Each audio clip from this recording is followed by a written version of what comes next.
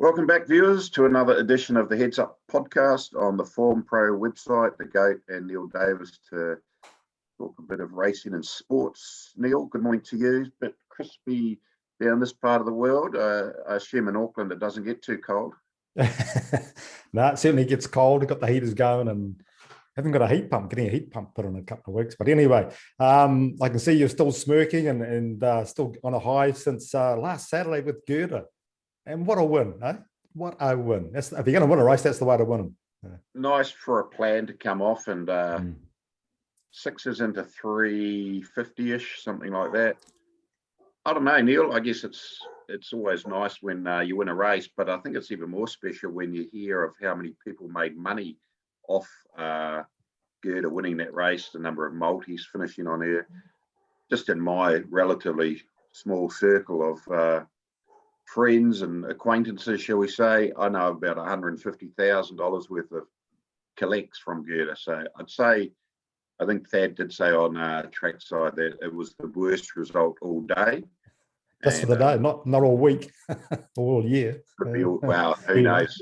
But it was good to see, and yeah, we'll talk a bit more about that later in the podcast. But yeah, nice way to finish a day at Hastings, that's for sure. It was a nice day there, lots of thrills and spills, and gee, I tell you what, these jockeys are tough. Sam O'Malley, a couple of fractured vertebrae, taken away in the ambulance to the hospital, but discharged from hospital on the Sunday and tells me he'll be back riding in 6 weeks.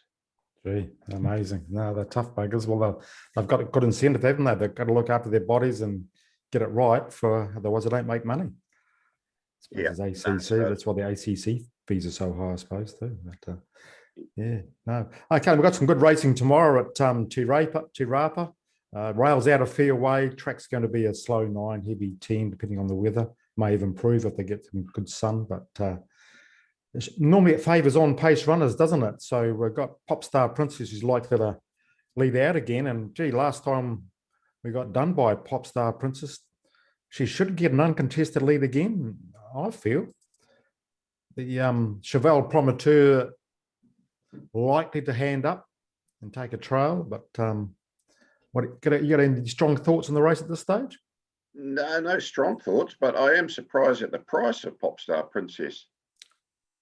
Maybe it's the mile. First started a mile. Yeah, the mile. Interesting race. I would assume the Opunake Cup's still on the radar. So 14 up to the mile, back to 14. But I guess there was no other race there to fit in the program if they wanted to have a run between Tauranga and New Plymouth with its 4-week gap. So yeah, it fits in 2 weeks apart. I tell you what, Ellen Nicholas, she's riding well. She'll take it to the front. She might do a big Mike straight to the front, increase the lead in sprint time. Yeah. Cheval Promoteur, very promising horse, isn't it? And wouldn't be surprised to see that go well, especially if the track deteriorated from the current. What is it, down as a slow 9 at the moment, isn't it? Yeah, slow 9, and should hang around that sort of being a 138, 139 track probably for 1,600 metres. But gee, that Cheval Promoteur, when I saw it at Ruakaka before the start, I thought, gee, he looks terrific. And he's a big, strong fella, and I thought he's definitely going to improve with the run. And it'd be fair to say he wouldn't have won, but he would have beaten the third horse, Gigolo George, who came out and won really well next start. So I think Cheval Promoteur, he just looks better than last season. I think he'll sit him behind Popstar Princess, and they won't go hard. And I think Sam Spratt will just bide her time, get out. And with Popstar Princess being vulnerable, hopefully, over the last 100 metres, I think Cheval Promoteur, it's only 55.5 kgs. He carried 60 last start. I think it's a really good bet. The money's come for him too. Yep, well, the compression of the weights with the high-rated Popstar Princess definitely helps Cheval Promoteur. So, no, I won't disagree with you there, Neil. I'm trying to think what our chocolate fish bet last week. I think you got me, didn't you? Mesmerised did beat home It's a Wonder. None of them won, though. No, they got a long way. And look at was it Dummy Myers horse? Yamina, was it? Yadam. Yeah. Gee, well, hopefully they cleaned up there. Hopefully he cleans up in the first race today too. He's got a good double odds chance there. No, it was good racing. Not a bad rooster. Jumped well. Just Yep, he'll come on from that. Still probably building up his fitness level. So he'll go to Wellington next week for the Wellington Steeplechase. So, hey, it was a good sight. He gave a good sight jumping, but just the last 800 metres. But at least he got round. He completed the course. That's right. Yeah. Now, last week, the Panthers let us down a wee bit, but that's okay. You're going to bounce back here. I know you're pretty confident on a good bet here on the weekend. I was thinking about this test match. Obviously, Tonga, we know they fielded a very understrength team and got smoked 101-0, or was it 103-0. But Fiji obviously will put out a better side. But the advantage is this game's under the roof at Forsyth Bar Stadium in Dunedin. So you know exactly it's going to be a dry track. I just can't see the All Blacks not putting on a decent score against Fiji. And point start, to my surprise, was only 46.5. So the All Blacks minus 46.5 at $1.80. Very confident they'll cover that. They've got a lot of incentive, this team, mostly changed from last week. They'll be wanting to put another good performance on the track to put their hands up for selection further down the track in some of the more competitive test matches coming up. But I think they'll cover 46.5, and we are going 5 units. Okay, that magnifies the confidence. Okay, 5 units, $1.80 there. Okay, so we're on there. Last week's question, we had Perry Mason was the answer. What was the question? Who won last year's Hawke's Bay Steeplechase, which happened to still be in this season. Remember, it was run on Tarzino Day in September. So Perry Mason won that. And I think, how many correct answers did we receive, Neil? 7 correct answers. 7 correct 7 answers. We'll go for the last cab off the rank, number 7.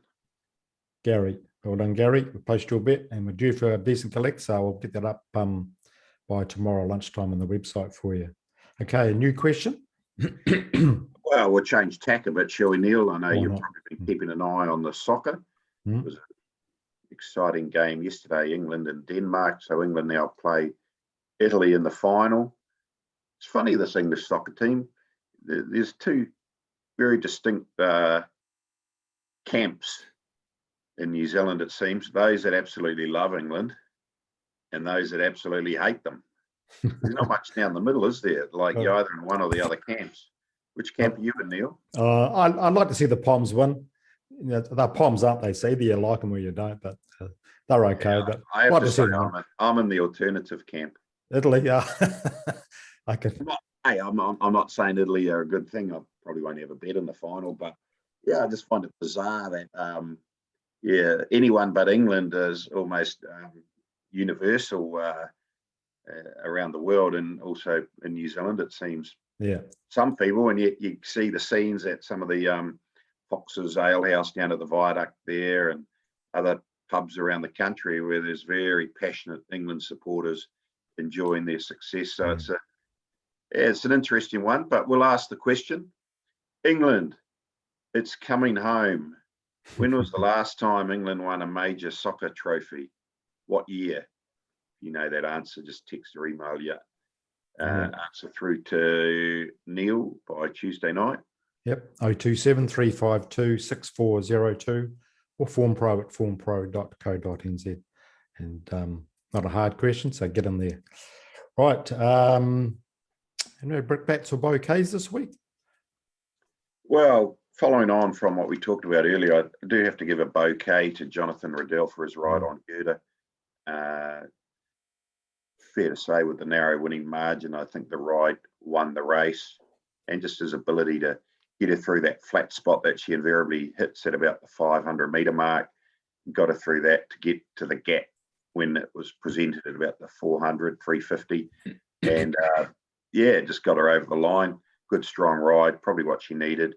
And you couldn't fault the ride, and had many a good judge comment what a great ride it was. So we'll give a big bouquet to the man they call Scrapper, JKB Riddell. Yeah, no, he's a good rider. He couldn't quite do it in the last race at Rotorua Force, but he gave the horse every chance. But that's what. No, he's a really good rider, especially when the money's on. He just gives them every chance. So, Just speaking of horses that need a bit of a scrub up before the turn, like Gerda, there's a horse racing on Saturday, a very similar style of racing. A horse called Hugh Glass, ridden by a jockey called Ace Lawson Carroll. Very first ride. And have you met the person? Or is it, I presume it's a male? It's a boy. Yeah. Yep. Yeah. Yep. No, I haven't met him. He's apprenticed to the Clockworthies. Yep. Think he was going to have his first ride at Tiaraha a couple of weeks ago, but they've Yeah. obviously just held him back. Don't know a lot about the kid, but hey, he's been in good hands with the Yeah. Sean and Emma there guiding him. So hey, they're a stable that knows how to set a horse for a punt. I see though it's he's got Crystallize as well tomorrow. Is he on Crystallize, is he? Yeah, so Oh, right. Crystallize will be his first ride, and Oh, Hugh Glass will be his second ride. But Yeah. no, it's good to see these young apprentices coming through. It's a tough gig though, Neil, and Yeah. just hope a few more of them stick around. It's not easy, and hopefully Ace starts off with a Yeah. bang bang, a double. How Yeah, good double would that ace. be? Yeah, that's right. Yeah. No, I think Hugh Glass is a pretty good chance because in both of its last two starts, it's sort of had a flat spot before the turn. It just needs a couple to keep it going, and I'm sure it's ready to win. And I think at 50 kgs, because Ace rides at 48, it'll drop to 50 against horses, carrying 55 plus. He's good each way chance at 11 or 12s, I think he is. So, right. I'd like to give the bouquet to the TAB, to all the exactors and fixed odds for Quinellas, trifectas. It's just good to see. I don't have many, but when you see something that you like and you think, oh, that's going to be over as you think, well, you can get on. So it may pay more than the total later on, but you never know. But, just good to see they have those choices now for punters. Absolutely. No, totally agree on that one. Yep. Now, walk down memory lane. There's a horse here that I'll just show you this book. When I was unpacking my boxes of racing stuff, there was this book here. These that New Zealand Racing Form used to be published by a chap called Stewie McGrail. And these are my Bibles when I was punting in the 70s and 80s. They're full of every horse. You get a weekly update and you add it into your book. And there'd be an index at the back with form lines, weights, and times and everything. It was just, I used to spend hours and hours reading those things. And I was going through it the other day and I came across a horse that I used to back a lot and make good money off him. But I had one of my biggest punts ever on this horse called Givenchy. He was trained by Ray Verner. He won 12 races. And early in his career, I backed him when he beat a good horse called Turanganui, trained by the renowned, do you know? Charlie Faulkner. That was very good.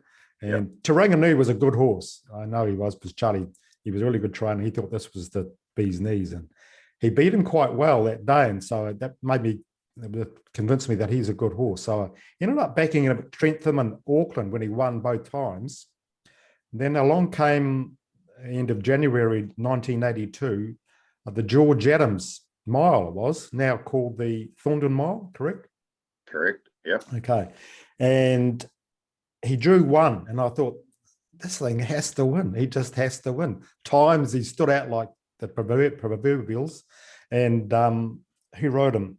David Peake, top jockey. I thought, how the hell does he lose? He jumped well, and coming to the turn, he was on the trail, traveling well. I thought, oh, just get him out, Peaky. Come on, get him out. But he just could not get out. The comment says here, trail dinner, no room straight. Finished 16th, won in the betting. It was paying about $3 or $4 on the tape, but you didn't have bookies odds in those days. But it's one race I remember, I just virtually cried down the straight, just get even halfway down the straight. I thought, shivers, if he gets him out, he could still win. But we've all been there, stuck in the trail, and he tried his best once he got out, but way over by the time they passed the post. But no, great racing in those days. And the name of the riders, listen to this. In this race, we had Nigel Tiley, Greg Childs, Gary Grills, Jim Pankhurst, Lance O'Sullivan, Chris McNabb, Morris Campbell, David Walsh, Jim Walker, Marie Linden, Grant Cooksley, Peter Timmins. Just who's who of who was Who rode Powley to win? somebody. Jim Pankhurst. Ah. Shared second, led from turn, yeah. Sat outside them and Peggy Yeah. couldn't get out. But no, he had 12 wins to Givenchy and Ray Werner trained him. He's just a beautiful black horse. Some of the viewers might be able to remember him, but just that was my walk down memory lane. I might need some more counselling after talking about that, but anyway, no, good memories. But it's a horseshoe before your time. I do remember the name. Like when you mentioned it prior to us coming on here, I knew it was trained up north and in the right era, but I couldn't tell you a hell of a lot about it. But going through some of its races, got beaten by Axeman one day. Our Shah beat it. It beat Alley-Oop, which was a good horse in Taranaki. Yep. So yeah, it raced in. I guess every era has a good horses, but obviously back then less of our good horses were sold overseas, and so the 70s and the 80s was probably the halcyon days of the good horse in New Zealand, and the depth of fields at open class level and Group 1 weight for age level. So no, always good, and I'm sure that will spark a few memories for some of our older viewers. Givenchy, it's a perfume, isn't it, Neil? Something like that. Yeah, that's right. It was. What is? It may still be. I don't know. It's not what you're wearing this morning, obviously. No. I might. Part of my counselling might be to go and wear some and take it on the chin, but we'll see. Anyway, you're off to Waverley races today. How's the weather down there? It's had a bit of rain, but yeah, it looks like it's finding up now. So 10 races at Waverley. That'll be a bit of fun, and then Awapuni tomorrow for another 8. So we'll get our racing fix well and truly sorted for this weekend, I'd say, Neil. Yep. Now give us a winner for Waverley, and I'll give you one too. Q player in race number. Let me see. I think it's about race 4. Oh, yep. Q player. What's it paying? $7.50. Race 4, number 4. Good to see Jonathan Parks back at the Foxton Trials on Wednesday, I think that was, or Tuesday. Tuesday. Oh, yeah. He was riding there, so he's back race day riding after his little fall at Te Rapa in early May. So we need a calibre of jockey like Parksy back in the mix. So he's on Q player. I think we'll go a good race. Yeah, especially around sort of mid-August time, maybe at Woodville, hopefully. But we'll see. What's the one you're going to give me? Oh, Asian in the first race. Oof. Maybe the Cornello with speed call. Right? I say Asia is in 19s into 14s. Yeah. Best ratings. Well, a good race. It's running in far better company than most of this field. Junior, I thought, got in quite nicely at the weights. It did win the Kiwi Fruit Cup in August last year. Thought that might be a chance, but yeah, they've plumped for the old Scotty McNabb, Kevin Myers Fantasy Flight. But yeah, I'd be looking around that one just quietly. Asian, Junior, maybe Speed Call. Yeah, there's your trifecta. Get it here first. One what that's paying fixed. I might box those 3 up just in case. Yeah, all 4. Yeah. Okay, we'll have a good day at Waverley tomorrow, and good luck everybody punting, and make plenty.